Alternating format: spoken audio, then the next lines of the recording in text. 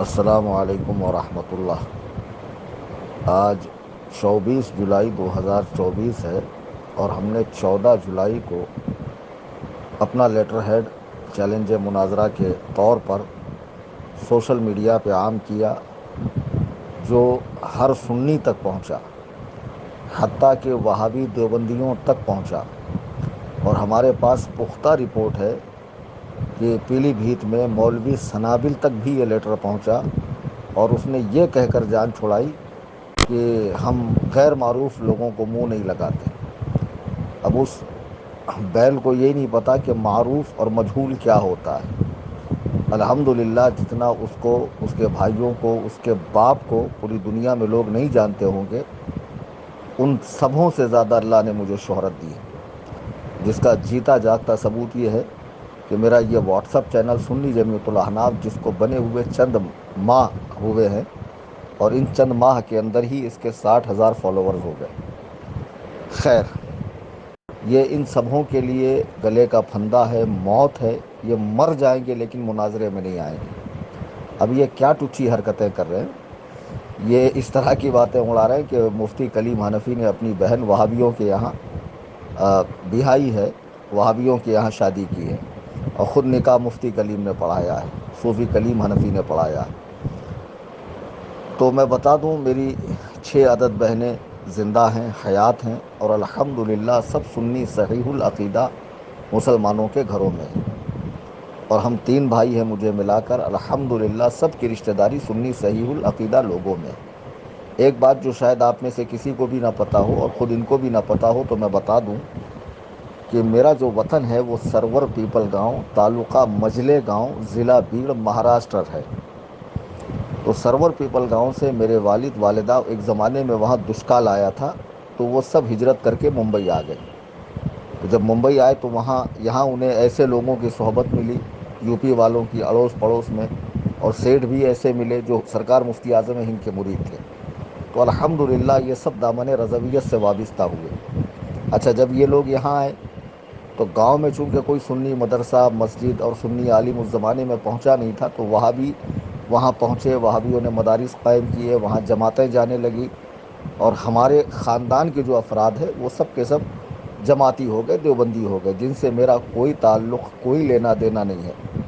ابھی میں ایک اور چیز آپ کو بتاؤں کہ 3 محرم الحرام سن 2002 میں میرے والد کا وصال ہوا جری مری قبرستان میں۔ میں نے کھڑے ہو کر اعلان کیا، کوئی بھی وہابی، دیوبندی، بدبخت، حرام الدہر، رافضی ہو تو اس جنازے سے نکل جائے اور کسی طرح کا کوئی تعاون نہ کرے۔ تو اتنی جرأت و ہمت ہونی چاہیے۔ اور میری بہن کی شادی کا کارڈ چھپا تو اس میں بھی یہ بات درج تھی۔ تو یہ کیا ہمیں رد وہابیہ سکھائیں گے حرام خور، کہ جن کو تقریر کے لیے کھڑا کیا جائے تو سوائے گالیوں کے باپ بیٹوں کو کچھ آتا نہیں ہے۔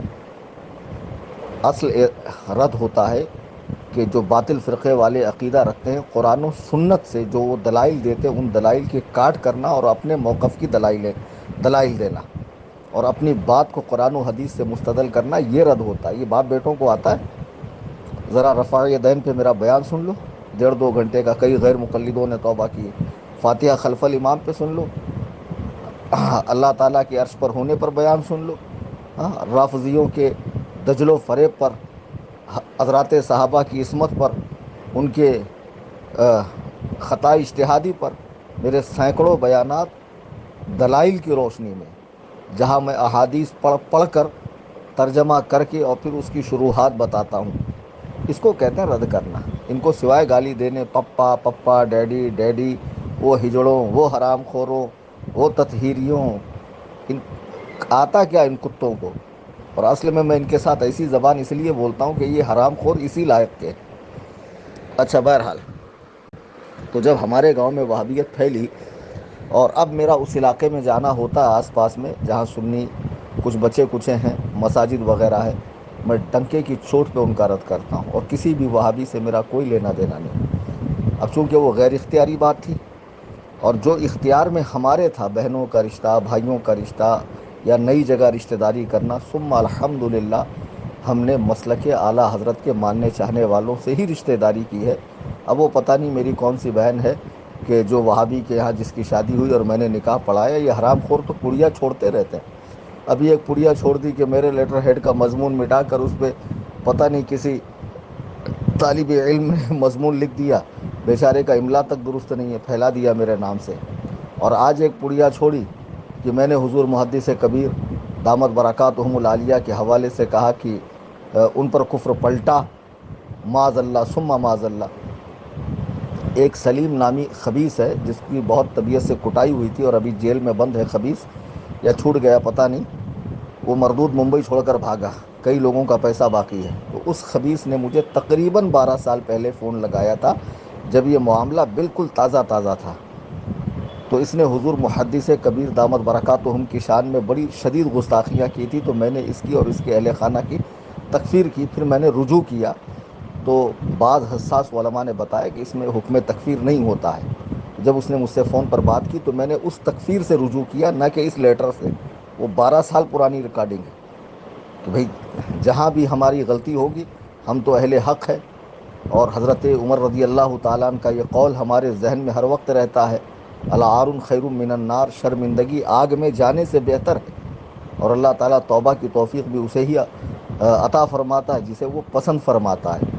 اپنی غلطیوں پہ ڈٹ جانے والا، اکڑ جانے والا ابلیس کا جانشین ہے، ابلیس کا پیروکار ہے، نہ کہ اللہ والا ہے۔ تو بہرحال میں نے اس بات سے رجوع کیا۔ پھر جب وہ کہہ رہا ہے کہ علامہ صاحب نے سنابل کے سسرے کو دیوبندی کہا، میں نے کہا اگر دیوبندی کہا اور اس معنی کے اعتبار سے دیوبندی کہا جو عقیدتاً دیوبندی ہوتا ہے، نہ کہ وطناً دیوبندی، نہ کہ صرف دیوبند میں جانے آنے کی بنیاد پہ اسے دیوبندی سمجھا گیا، عقیدتاً دیوبندی کہا اور وہ نہیں ہے تو حکم پلٹے گا، وہ کوئی بھی کہے۔ تو آگے میں نے کہا کہ حضور تاج الشریعہ کی بارگاہ میں معاملہ وہ فیصلہ آئے گا، اس نے آدھی ادھوری ریکارڈنگ کیوں ڈالی خبیث نے۔ اور پھر حضور تاج الشریعہ کا موقف حضور تاج الشریعہ کا فرمان آ گیا کہ علامہ صاحب حق پر ہے۔ ہم نے شروع دن سے آج تک علامہ کی تائید کی، آگے بھی کرتے رہیں گے۔ اور مولانا تطہیر صاحب قبلہ دامت برکاتہم جنہوں نے اپنی بعض عبارتوں سے جو ناپسندیدہ تھی، جسے علماء نے فرمایا کہ یہ ٹھیک نہیں ہے، انہوں نے رجوع فرمایا، تو رجوع فرمانے کے بعد کیا حق بنتا ہے کہ آپ ان کے بارے میں اس طرح کی بات کہیں، جو اتنا متقی، پرہیزگار، تہجد گزار اور عابد شب زندہ دار ہو، ہاں دن میں روزے رکھتا ہو، جس کی نوافل تک نہ چھوٹتی ہو۔ یہ کتے جو جمعہ کے دن سوتے پڑے رہتے، حرام خور پیر مرید، کیا ان کی حقیقت میں جانتا نہیں؟ ہاں، اور بدعات کو فروغ دے رہے، ان کی ٹھکائی تو میں 3 اگست کو ممرا کی سرزمین پر فتاوی رضویہ ہی کی روشنی میں کروں گا، تشریف لائیے گا۔ بہرحال تو یہ ہے اس آڈیو کی حقیقت۔ اب سن لیجئے بھائی صاحب، انہی کے خاندان میں مولانا زرتاب رضا خان صاحب ہیں۔ تو شروع میں تو کچھ ان کی جانب سے بھی باتیں ہوئی تھی، بعد میں انہوں نے رجوع کیا اور الحمدللہ آج وہ مرکز اہل سنت کے ساتھ ہے، انہی کے سگے چچا کے بیٹے۔ آج ان کا ایک ویڈیو میں نے دیکھا جس میں وہ فرما رہے ہیں کہ ہم سعد اللہ نگر میں قائد ملت کو لے کر آئیں گے، ابھی تو تمہاری دیواریں ہلی، بعد میں بنیادیں ہل جائیں گی۔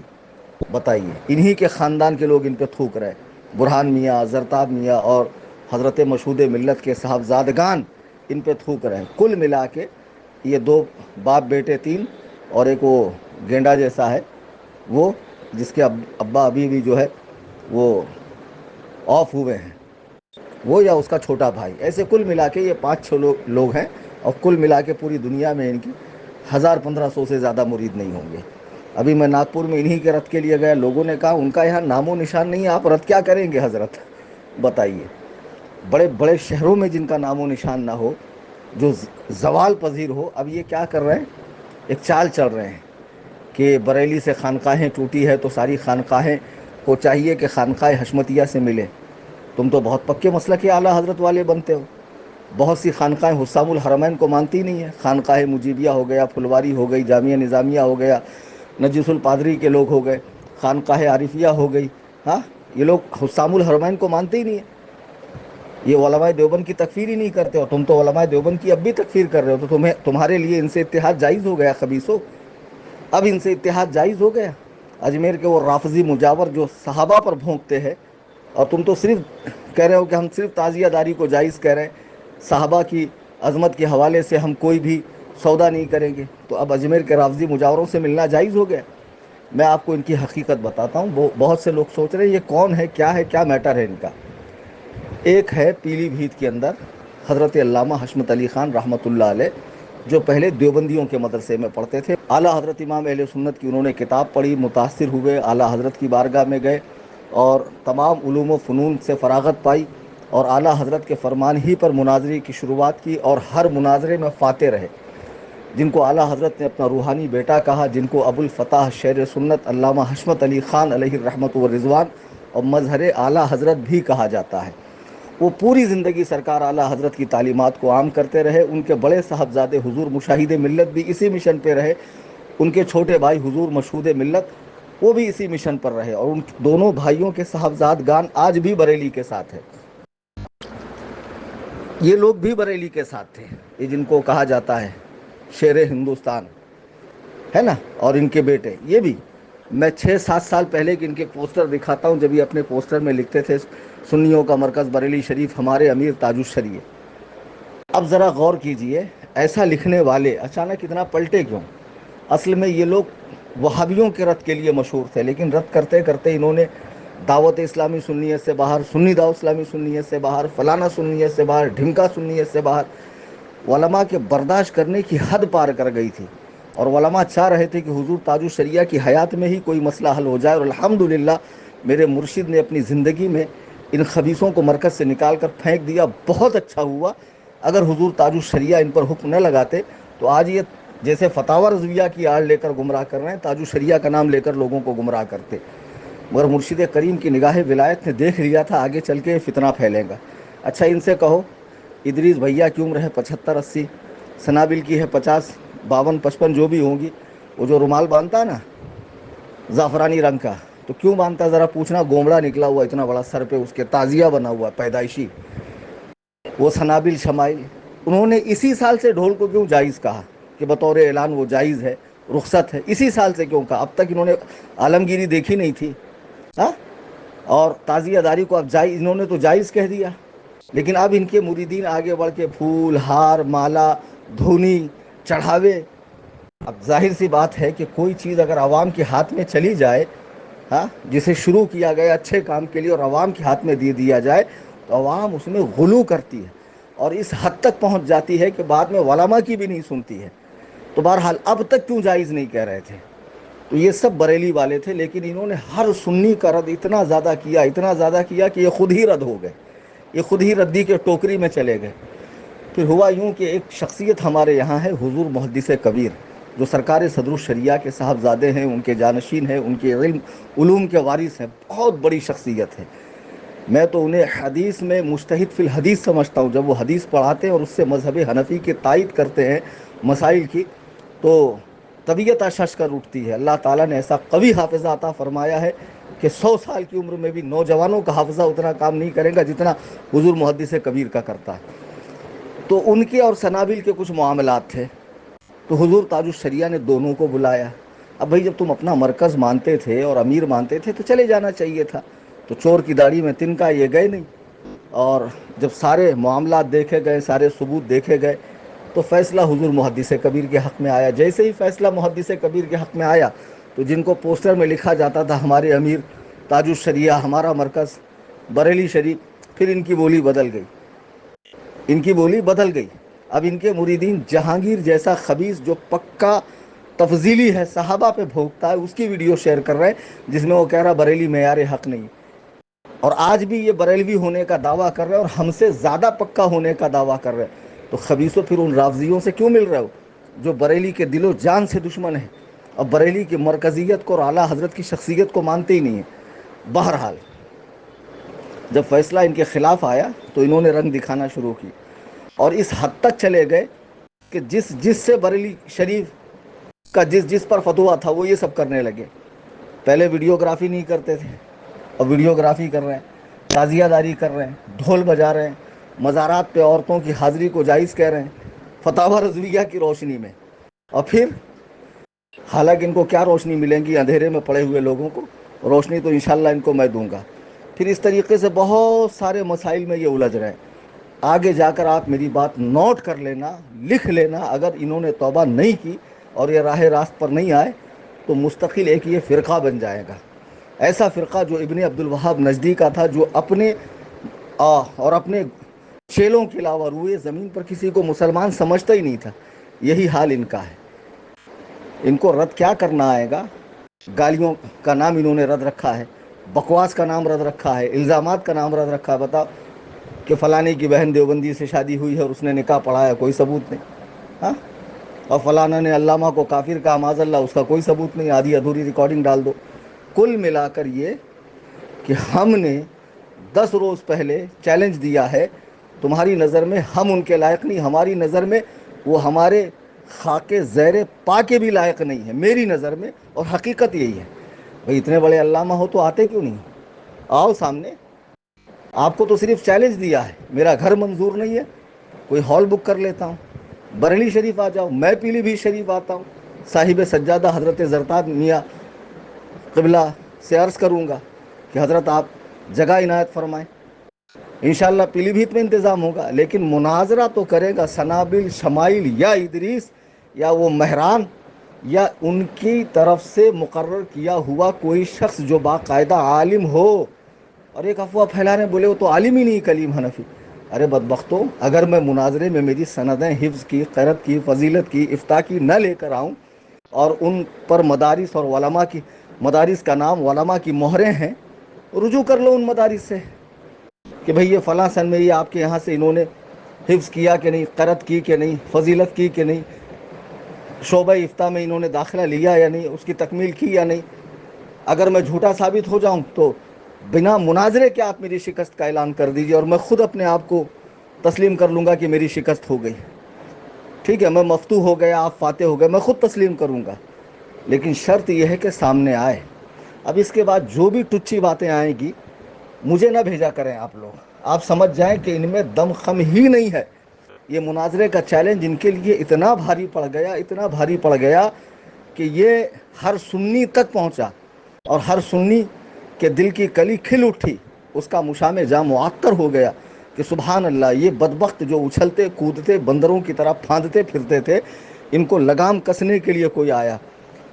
تو تم کس حیثیت سے بہت بڑے ہو گئے, جبکہ قرآن کہہ رہا ہے ان اکرمکم عند اللہ اتقاکم, اللہ کے نزدیک بڑا وہی ہے جس کے پاس تقوی ہے.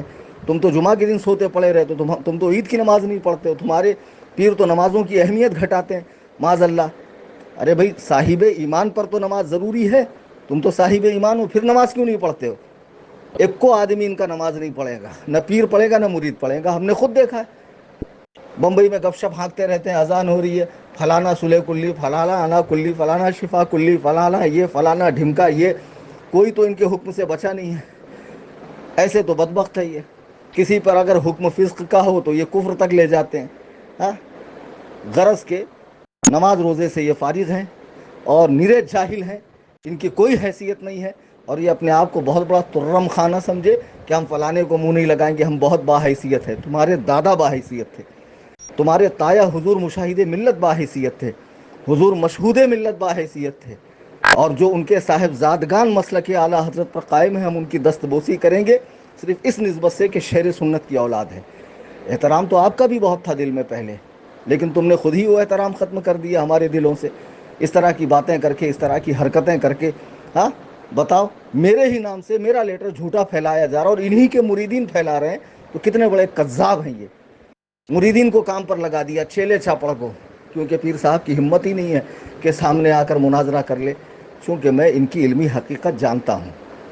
اور آئیے سامنے بیٹھی. بھائی سندوں سے کیا ہوتا, سندیں تو کہیں سے بھی لی جا سکتی ہو. آپ پیر صاحب, آپ کو آپ کا مدرسہ اسی سند دے گا. اعدادیہ سے لے کے فضیلت تک عالم کورس میں جتنی کتابیں پڑھائی جاتی نا للہ, سب سامنے رکھوں گا. ہاں, پڑھ کے سنانا, میں مان جاؤں گا تم واقعی عالم, اور مجھ سے پڑھ کر سننا, تب تمہیں احساس ہوگا کہ تمہارا پالا کس سے پڑا ہے. ہاں, اور تم نے کہاں ہاتھ ڈالا, بنا منتر آئے تم نے جو ہے ہاتھ ڈال دیا ہے, اور یہ تمہارے لیے جو ہے موت کے برابر ہے. شرافت سے رہو, قاعدے سے رہو, جو چیلنج دیا ہے اسے قبول کرو. اگر قبول نہیں کرو گے, ہم انتظار کریں گے, اور ایک مدت کے بعد تمہاری شکست کا اعلان کریں گے. اللہ تعالیٰ ان کے فتنے سے, ان کے شر سے امت مسلمہ کی حفاظت فرمائے. آمین ثم آمین. فقیر محمد کلیم حنفی رضوی قصر ابو حنیفہ. آج 24 جولائی 2024 کو میں یہ ریکارڈنگ عام کر رہا ہوں.